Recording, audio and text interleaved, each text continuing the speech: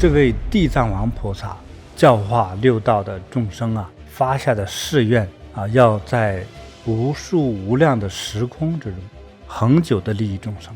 倘若在未来世有人供养地藏王菩萨以及读诵这部经典的话呢，只要依照地藏本愿经来认真修行的话呢，那么这个人的居住的这个环境住处就会得到10种利益。第一种，土地肥沃，农作物获得丰收。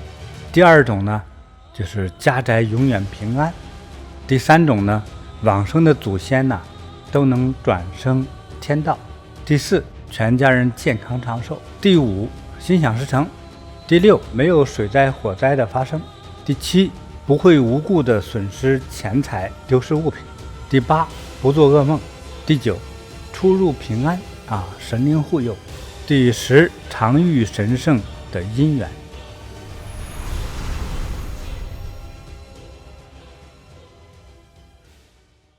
我们看看第一种土地肥沃，这个能够获得农作物的丰收。我们就说土地本身土地本身，尤其是我们在乡下农村，土地的好坏，土地还有是否存在，那太重要了。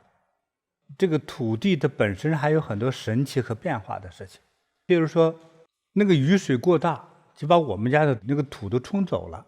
如果我们种植的这一段土壤给冲走了之后，那你的农作物不都没有了吗？因为这一段长的这个东西呢，比如说花花草草植物等它腐烂之后就变成了肥料，是吧？这个地表60公分以内，这个土适合于种植和生长。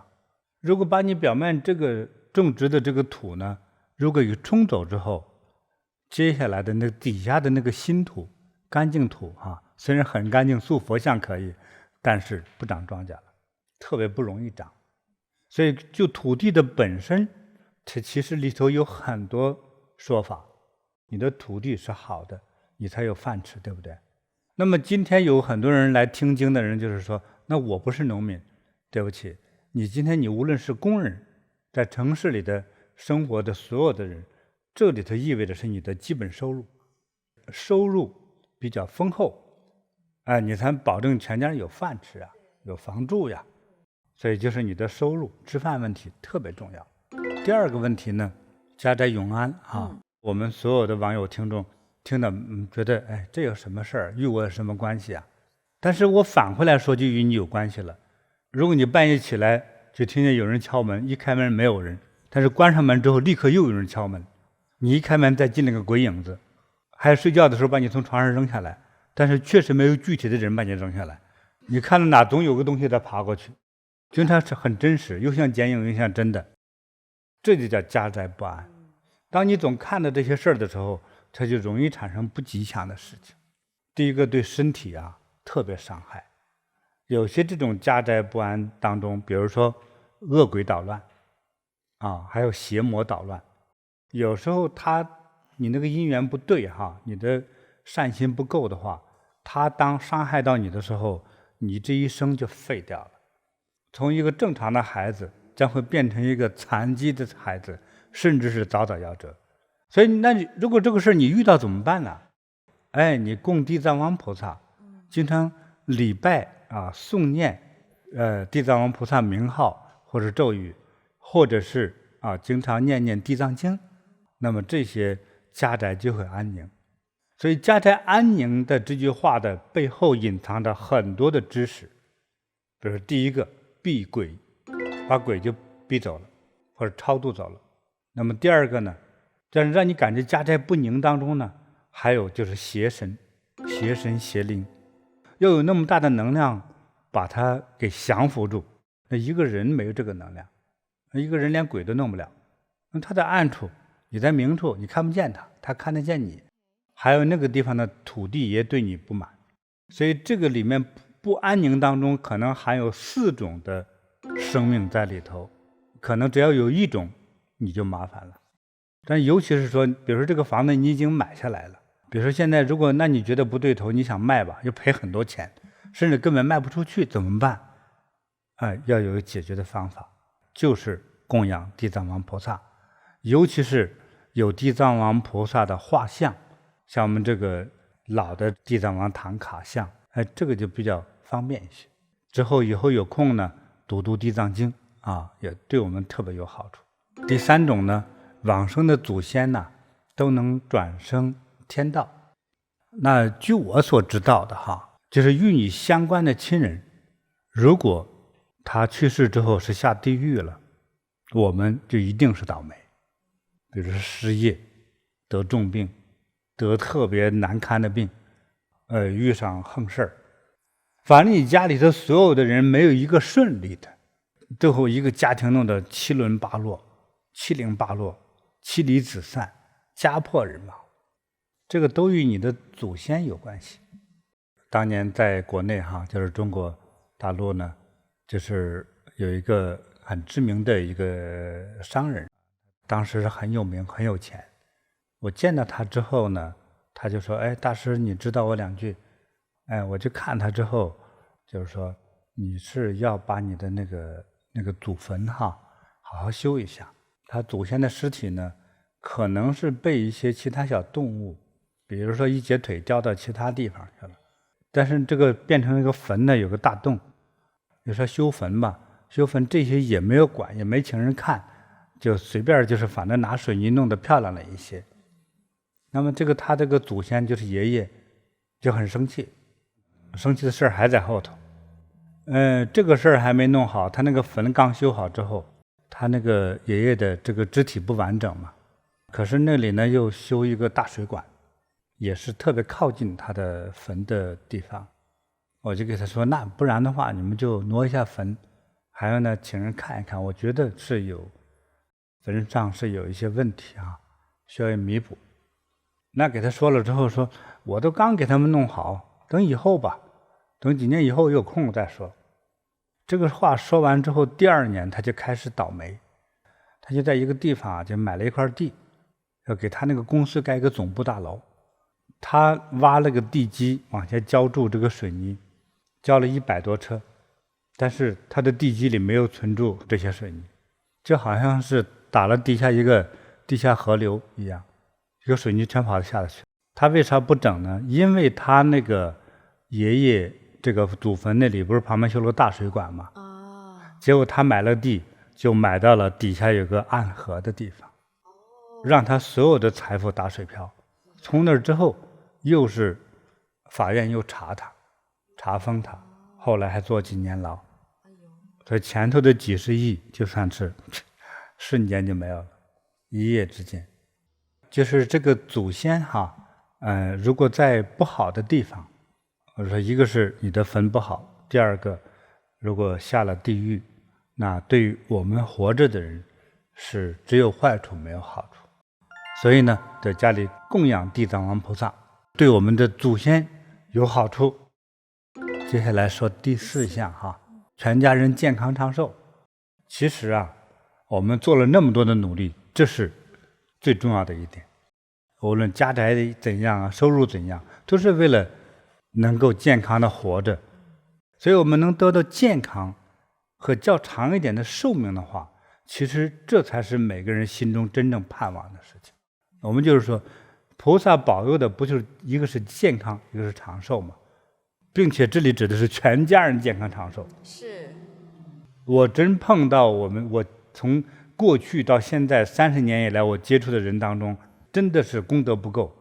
他一家4口人是，反正永远有一个人处在看医生的状态，就是轮番的。比如说爸爸得病3个月好了之后，妈妈得病，半年之后大孩子得病，二孩子得病，最小的孩子好了之后，爸爸又开始得病，就是全家人永远轮番的看病。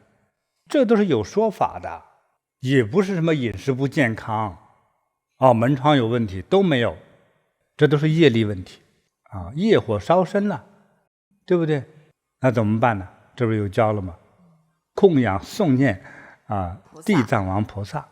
对，我们有一位同修也是老父亲推着那个轮椅来的就动不了，就是根本就不能动，也是灌那个汤汁式的东西来吃都根本就动不了。那我呢也为他加持，我都看那个感觉加持了之后没用，最强的功夫给他加持就比方泼水吧，泼不到他身上去，因为他的功德都用光了，就是我代表佛光普照他都普照不进去，那就业力深重。但是看他孩子是个律师穿挺文明的样子，说话也比较有礼貌，我就说父亲这个没什么办法来救了。他就说这个与咱们这个佛门的与什么功德业报有什么关系？我一听他懂一点，我说你说到这儿的话呢，我凭良心说，你倒不是说尝试的你看我们建道场尝试着做点功德，问你父亲。他说那师父你觉得可能会有效果？我说不一定，你做功德这个事儿这个不是我给你加持力的事儿，是佛菩萨给你来赎罪的事儿。赎罪之后是立刻死了呢，还是立刻这个病症减轻了呢？这就看由佛菩萨来判定，这个事儿就不归我管了。对，他说我觉得我应该为父亲做功德。真是个孝顺儿子，他就写了个支票，就捐给咱们禅堂了。捐给禅堂之后，他还没等走的时候，老人家可以用自己的嘴喝粥了。之后在加持的时候，这个能量就比如说拿水管子喷他吧，能喷到他身上，比如说把能量送到嘴里吧，能送进去了，之后他也能走路了。那么1个月以后，老人家可以自理了。所以就是说，这个有时候佛菩萨帮你的时候也叫做机缘。我觉得这个老人还有他的孩子我觉得还是有功德基础的人就是有善根，知道吗？善根，这个善根是过去，比如说过去是指今世或者是前世曾经在佛前发过愿，或者是救过人，他有这种帮人的这个功底。所以今世呢，当遇到我们这样的人，遇到佛门的时候呢，他就能有这种印象，他立刻就想起来了，而且乐意来配合试一试。这个老父亲立刻就开始好，这时候佛菩萨就是立刻把这个能量加给了他了。他就大约就是有起死回生的功能已经有了。这时候我们再去加持给他作用力的时候，就效果发挥的特别快。所以我们有一个就是健康的身体，还有一个有健康还有长寿的这个命运这个是需要功德的资粮。有功德福报的人就是又有健康还有长寿还有财富儿女这个又比较兴旺家里还有事业，还有生财的事业，儿女还要孝顺，他这么多种好是不容易的。第5，所求随意，说孩子读书成绩一般，但是我希望他能考上大学。比如说你的孩子到了这个年龄的时候，那家长都急疯了。你看现在家长都知道这个孩子这个读书这个成绩特别重要，是吧？小学读的哪个好学校，最着急的开始中学读的哪个好学校，就开始有分别了，对不对？有些好一点的私立学校多花点钱，孩子学习成绩就是好。还有的孩子就不开窍，这个不开窍与这个孩子和家人的功德也有关系。就是人都有个开窍的时间，所以你的开窍晚到那个程度的时候，这一生一事无成。有的人做啥啥顺，那个特别富贵就是功德很高的人干啥就啥就兴旺。那还有人就是顺的时候还成天埋怨，这种人就是又傻又混，但是之前是有功德今世是个大傻子大愣子，但是呢确实挺有德行，经常说错话做错事，但是呢关键时候就是嫁对人，找对工作，进对门，大事上都是顺的这就是傻有福。在温哥华有一个老广东人这个家有个佛堂，他们家是信观音菩萨，他现在就是有大概3到5栋楼在出租吧他当年他们来这里可受苦了，从广东农村来的，那40多年前了。那么他做点事挣了钱之后呢，他就买地，他买那块地过去他没人要的地，他几千块钱他就买了那个地。现在他那些地盖成那个楼房，每一个都超过1亿块钱。他怎么买的呢？就是他家这个老奶奶就买个地，将来给孩子们存着，万一将来升值呢，他儿子直接给他拉到那个郊区的那个地方去，因为到里头都贵啊，里头都是几万块钱，就是那个地方没人去那个地方几千块钱，带着他妈也说，好的，买了，便宜就买。你说这哪叫投资商啊？也更不是地产商，对不对？从买了那一天就开始升值，所以等他们这个到10几年前盖房子的时候，那块地一块地就几十万，到现在这个几栋楼就在收租，想不到吧？就是这种啥有福的，这就是功德。人家也不操心，就是正好多少钱买了，就是这样，也不用贷款，他也不懂贷款，就买了。买了就放几年就发财了。这个傻劲儿呢，他说人家有人说5年以后给他加1倍，卖不卖？他说我得问问菩萨。那一问菩萨直摇头说不卖。我们家菩萨说了不卖，还给人家说老外要买，他菩萨是谁都不懂。就是很好玩吧？就是这样的，这就是真正的是有功德的人，就有这个福气啊，这叫承受力强。对，他有那个功德嘛，是吧？所以做啥顺。第6，没有水灾火灾的发生。所以在自然灾害之中水火是2大魔鬼啊。可是生活中谁都要去用它，对吧？谁家都要烧火做饭吧。这个火必须要用，那水呢，一刻都离不开，对不对？人要靠水活着，所以这个水火都要用。但是这个东西一旦发威之后真是水火无情啊，真是要命。当这个超级大雨来的时候你这下到什么程度呢？就好像整个这个城市的天空上头有一个超级巨大的水库往下倒水一样。比如说2个小时能下到1米，那么8个小时能下到这个5、6米，这里那就是巨灾。对，再接下来呢，第7，不会无故的损失钱财，丢失物品。虚耗通常来说就是漏洞尤其是你的财富就莫名其妙的漏掉，就是跑掉了，就像那个竹篮打水，竹篮提沙子一样，漏光了。所以有很多家该倒霉就是这种，也是我觉得功德不够，好不容易存2000块钱呢，老妈得一场病花6000，不但花光积蓄还要借钱。所以有人家好不容易这个积累了10万块钱，儿子一次错误的一个举动或投资没了立刻身无分文。说这都是漏财的地方。其实这个是什么意思呢？是你的功德与命运应该是叫零存款，就是你每个月家长赚来的钱刚刚够吃够喝，这样紧紧张张的生活，这就是你的命运你存不住钱，这是命运。那怎么改呢？地藏王菩萨你就去恭敬，就开始改变。所以这个漏财的呢，我看的也有几种状况这一种呢叫做投资亏损的。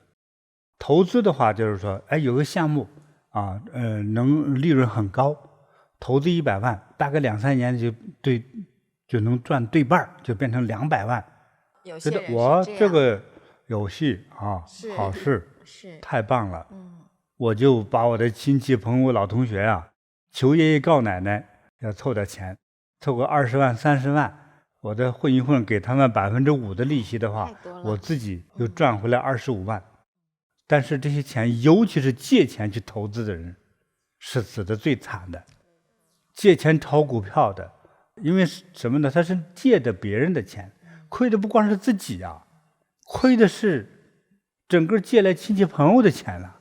这根本没有脸见江东父老乡亲最后选择自尽。这是一种叫最惨的投资。请大家注意千万不要做借钱投资。这位网友千万小心，别冒这个投资的险。那还有一种呢漏洞，就是家里的孩子防警察防税务防会计师，防银行都防了吧，还防朋友，防投资都防住了。但是有一个人防不了，你的孩子。这已经20年前的事情了。我刚到温哥华有一个台湾的朋友在这边住的，他家有了事儿找我，他说我那孩子，他说考上我们本省的 UBC 不是很有名吗？这个大学考上去之后他失踪了，在外面租个房子，就说妈，你不给我买个跑车，我就是不读书去。这把他妈给急的呀！他爸又在国内开工厂，哎呀，急得买吧买吧买吧，哎，我的祖宗啊，给你买了车了，你随便吧。但是买了车之后又不怎么读了，天天旷课，说这1年以后叫这学校给开除了。啊！一开跑车，噌一加油门，警察就追上来罚款。结果3年以后，这孩子学好了，说妈，你可以把跑车给卖了，我不再做这种冒险的事情，我懂事了。妈，我开个公司，黄金公司，有个投资就3000多万而已，结果500多万在1年就亏进去了。我觉得哈，孩子还小的时候，刚出生哈，经常带他到咱们禅堂哈。前来礼佛、念佛、做修行，再大点之后，跟着父母亲到禅堂来做义工，是，他就知道什么是正道和歪道，是这样的，保证不会出这种事。太好了。所以烧钱的方法很多，漏洞很多，所以呢，要多做善事，多做功德啊。第8，不做噩梦。我这几十年以来呢，就接触做噩梦的人哈，他们那个头发脱得特别厉害，而且气色哈。都是发青的、发灰的，两眼呢是发呆，而且无光。我说严重的哈，严重者3年以内暴毙死亡。你想嘛，这个做梦有什么学问呢？有的人是这样，看着鬼呢，就是他看到这个形象，这他开始看到这个鬼来的时候，这个人就动不了，而且喊不出声音来，啊，就开始压住他了。那这个就很恐怖。这个压呢之后你的感受是如何呢？你的能量突然之间你第2天没力气了，那这是压了之后是一种什么事儿呢？就把你能量吸走了。鬼压身经常被压，你出的严重问题，第一个叫生命危险，第2个无论对于事业和婚姻，其实没有一件是好事儿，他的大脑就受到了影响，就容易精神错乱，乃至到崩溃，还会引发其他的要命的病，突然之间胃大出血，吐血而亡，是吧？突然之间检查肝癌晚期，等等的这些事情，都是与这个鬼的长期出现有关系，就是索命嘛。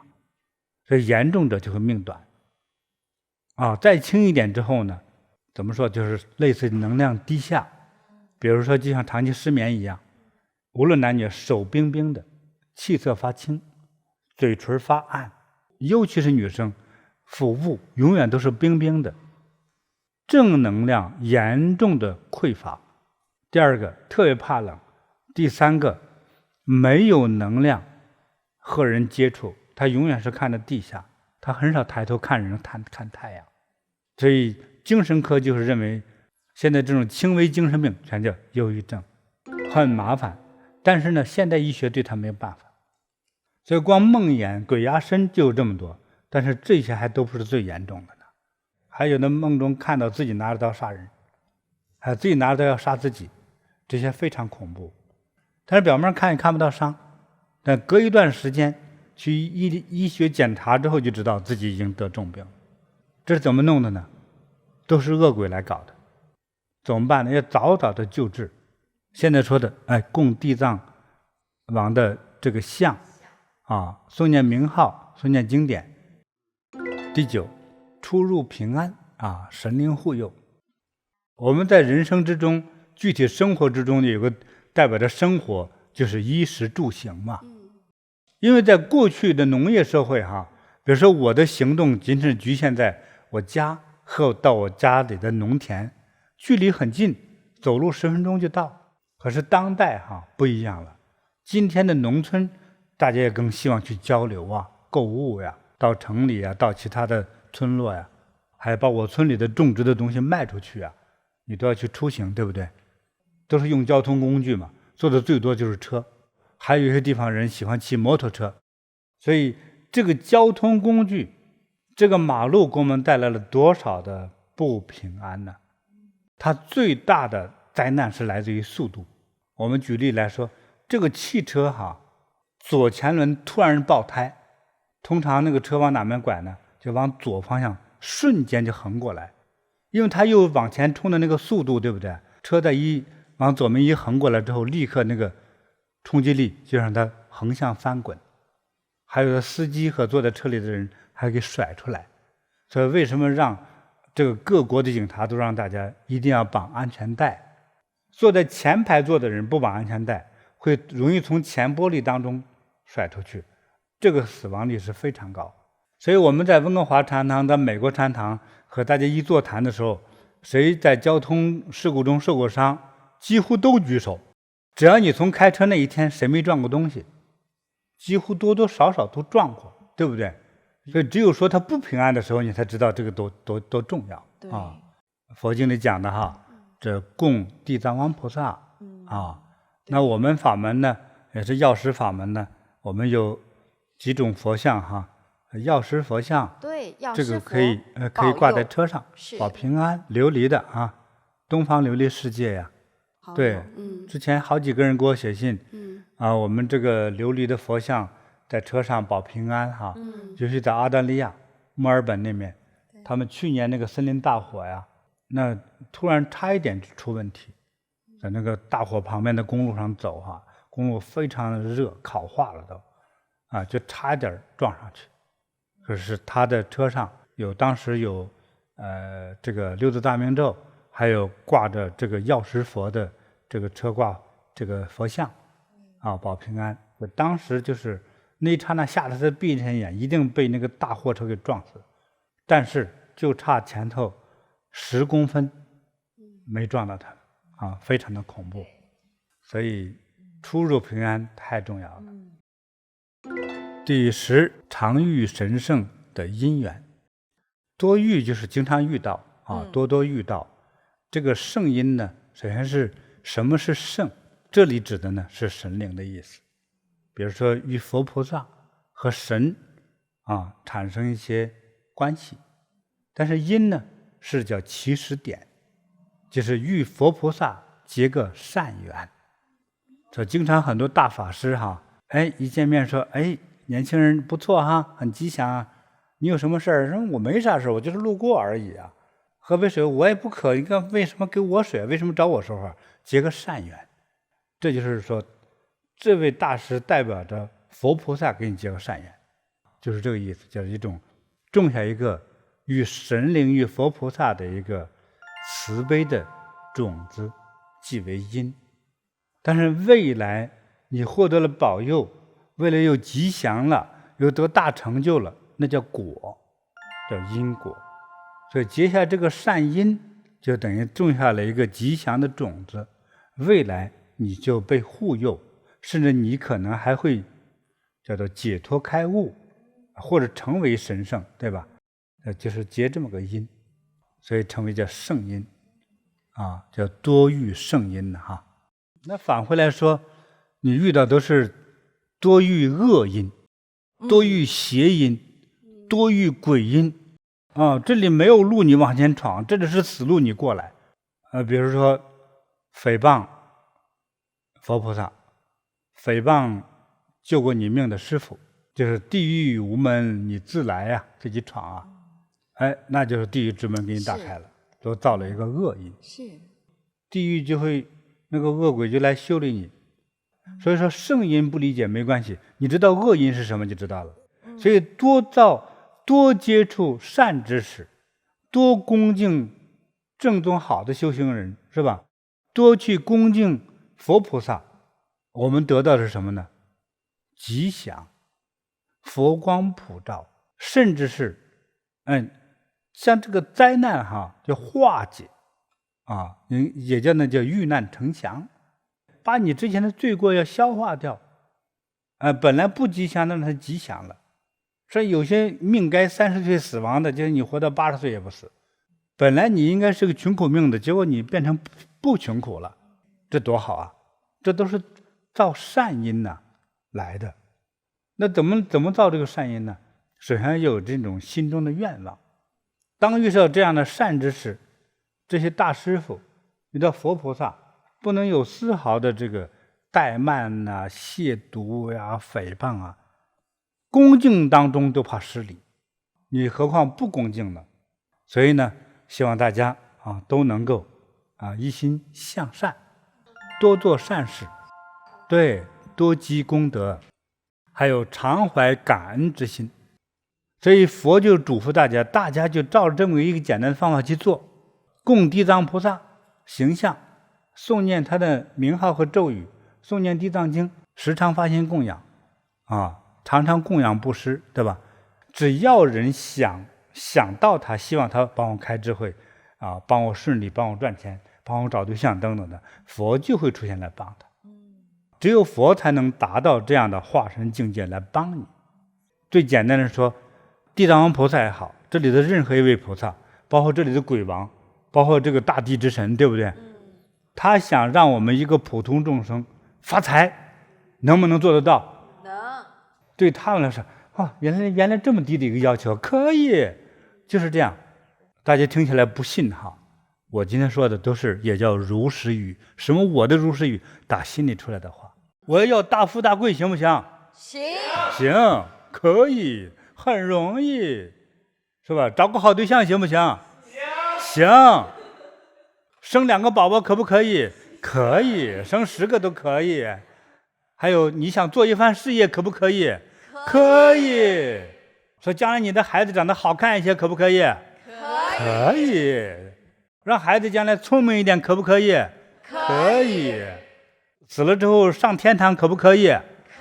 可以。你说你还追求啥吧？穿个好衣服，染个头发，这太容易了。可以。你说这么多事都能满足呀？对呀，就看你是否有那份真诚。真的，你的那个真诚要让自己都能感动，这叫真诚。你让自己都觉得这是感动自己，就是真的嘛。真的才能与佛菩萨才能沟通。那我当年修的时候，我妈说你修这干嘛呀？能发财吗？我不知道。她后来觉得我修的还不错，她说能不能修的一个功夫叫点石成金呢？我妈说这句话我就记住了。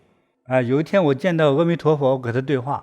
阿弥陀佛，我妈说的能不能给我点功夫，让我点石成金？我点石成金，点啥都有价值。阿弥陀佛就笑着说可以，点我的手指，就点我这个右手食指点手指他变了好几个光，但是我没点过石头，就没舍得，因为很多石头比金子还贵但是我开始学会了发现宝贝。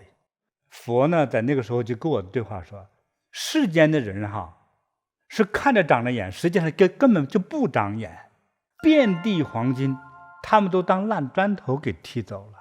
你跟我学了之后，就是说遍地烂砖头，当你拿起来就是黄金和宝石，其实叫点石成金呐。它本有的价值，你都有一双慧眼去发现它的好，这才叫智慧。智慧远远比那个点石成金更重要。希望你有那份真心在佛前的真心，让自己都能感动，你在谈得上叫真心。那我们怎么办呢？我们智慧不够怎么办呢？要真诚。我啥都没有，要真诚才行啊。所以我们啥都没有，但有一份真诚的话呢，这叫大富大贵，平步青云。这是我的经验呢。信不信由你。有福的人自然会相信，也自然会获得，也自然早晚有一天会跟我来见证来分享。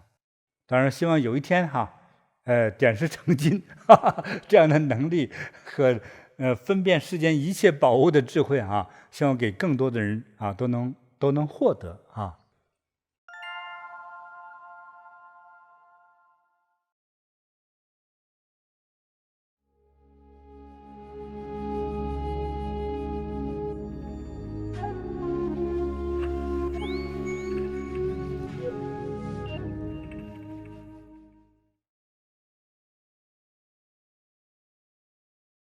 在一次，佛陀和上首座的弟子阿难呢，去托钵化缘，托一个钵化缘。除了说他也必须饮食需要之外，本身也是给来布施的有缘人呢，结下一个善缘种下一份功德的种子是这样，所以叫托钵化缘。佛陀和阿难呢，就是正好去到了一个城市，这个城市啊，这个国王是相信，是非常真诚崇信那个婆罗门的这样的一个不同宗教的一位国王，在某人的挑唆下，就是说他们整个城市的这个公民拒绝供养佛教人士，从佛陀到佛弟子、佛教出家人一律不供养，违反者会被严重罚款，给予各种惩罚与警告。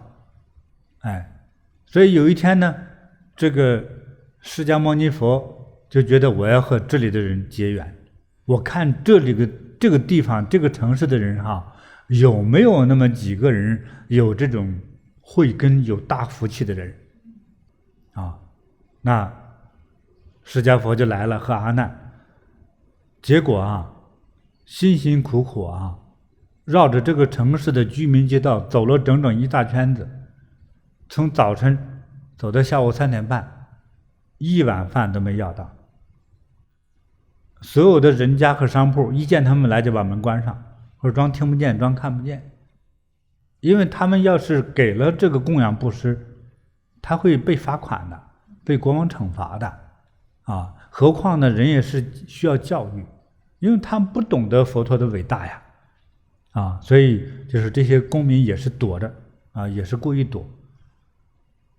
从一个人来说，佛陀和阿难那走的是又渴又饿又累在上点岁数，这个腿都走软了，眼看从这个城市接下来走上城门就走出去，没有化到一滴水的，正在失望的走的过程之中，快离开这个城市了，结果有一个正在往外清理剩饭的做女佣的佣人的老奶奶，正在往外清理主人吃剩的饭，稍微远一点看呢，那个好像传说中的佛陀和他的弟子正在往这边走，拖着钵，他们通常拖着钵走路就是来化缘。这老奶奶一看愣了，就说哇，好伟岸的一位美男子这种风采真令我神往哇！我说信不信他无关我觉得我应该去供养他，去朝拜他。这老奶奶就发出这么一种愿望来，就眼睛就看愣的，直勾勾的，就像看一个非常崇拜的电影明星一样看着他，看着看就愣着神的时候，佛和阿难就走过来了，他给他打招呼我不知道他怎么打的，早上好中午好的，之后你看你们怎么样，化到缘了吗？佛就摇头没有，一看钵里头空空如也，一滴水都没有，看他们走的路那嘴唇都干了，两眼也无光这老奶奶非常的善良，非常崇敬释迦牟尼佛，就合掌说，哎呀，伟大的佛呀，其实我不知道怎么弄了我就特别想供养您，我都想做天下最美的美食供养您。阿难说可以可以，那个你现在有吗？没有，我这都是主人吃剩的饭，这如果你想供养的话，目前美食你肯定没有，但是剩下的这些饭你想供养吗？说那怎么行这是我们人吃剩下的饭，我也供养2位尊者的话，这个是一种亵渎我怎么好意思，我没这个胆量，我希望做最美的美食来供养。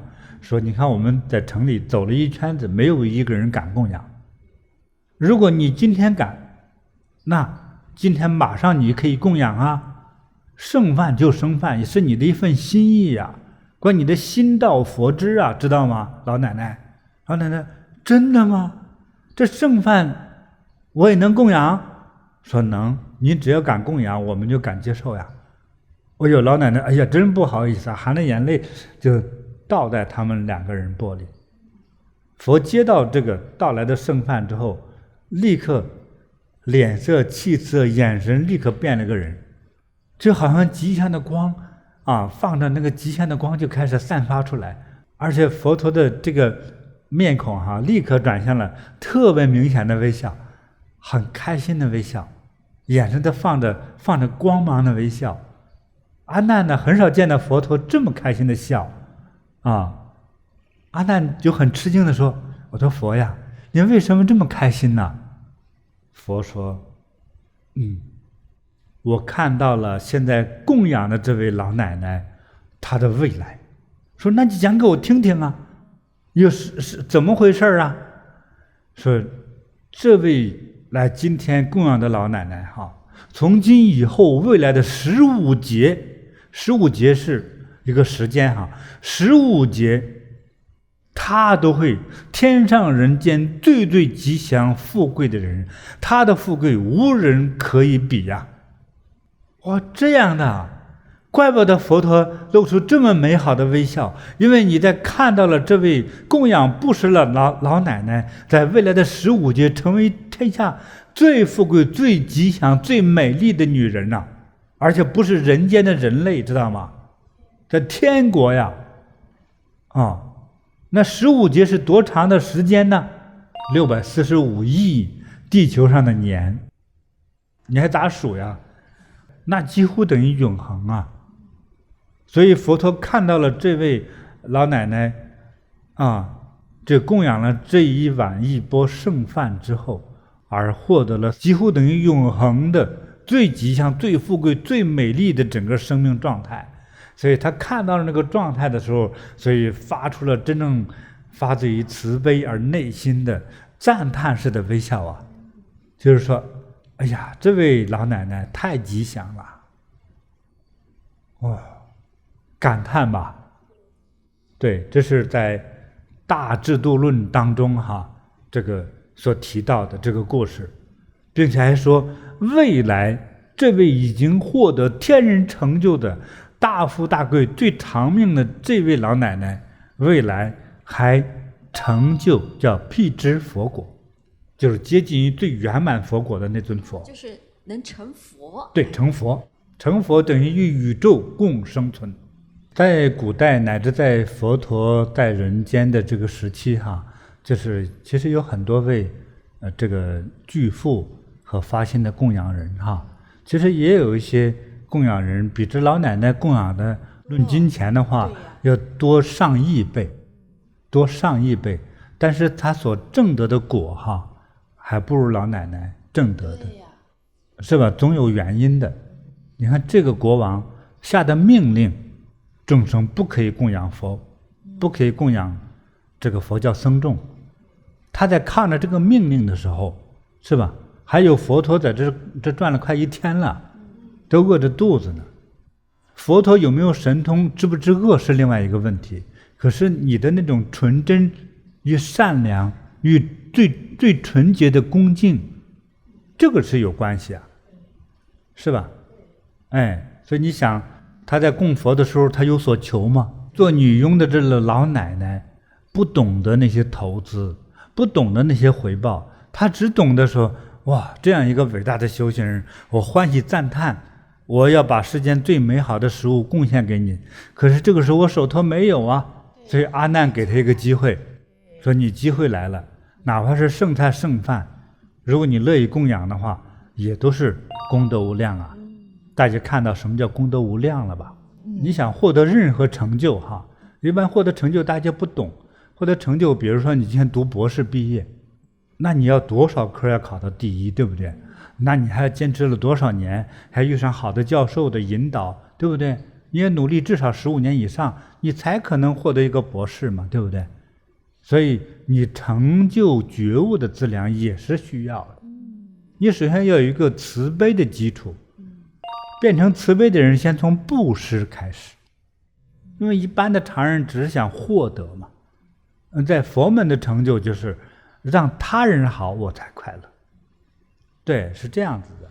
无所求的供养是最高的供养，有所求的供养就会不那么高。就给大家说一个直白的有点掏心窝的话对，有所求的就会低了无所求的就最高贵。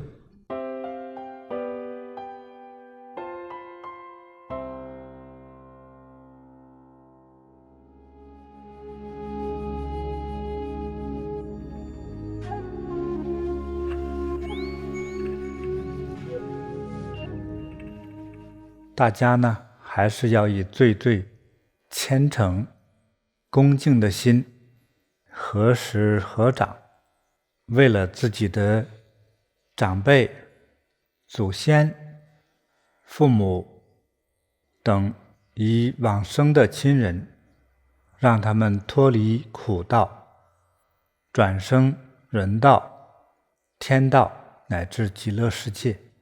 我们现在诵念的地藏王菩萨心咒，都会获得无量的功德福德，会得到佛菩萨及诸鬼神神灵的一切的护佑，会让我们如意吉祥，健康快乐，所愿皆成。